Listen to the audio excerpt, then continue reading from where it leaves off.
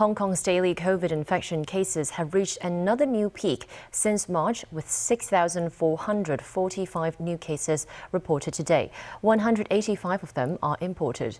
In view of the escalating situation, the treatment center for COVID-19 at Asia World Expo will reopen next week. Christy Khan reports.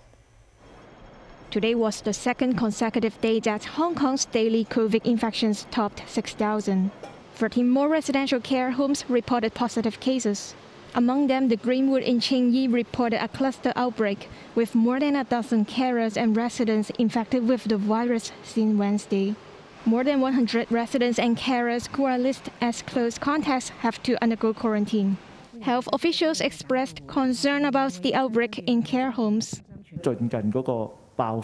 Recently, we have seen many more outbreaks in the care homes. I think it is because of the increasing number of infections within the community.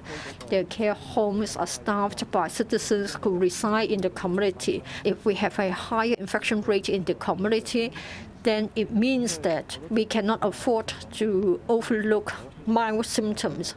If you allow that to happen, you are just allowing the infection to spread. Health authorities also warned that the number of infections will climb eventually, saying the Omicron BA.5 strain is becoming more dominant in the city.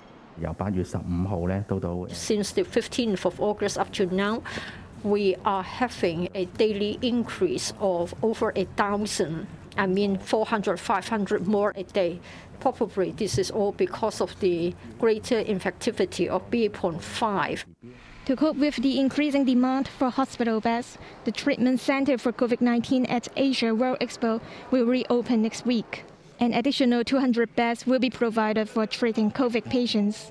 Meanwhile, the city reported 8 more COVID-related deaths, with patients aged from 61 to 93. 4 of them had no vaccination records. Christy Khan, TVB News.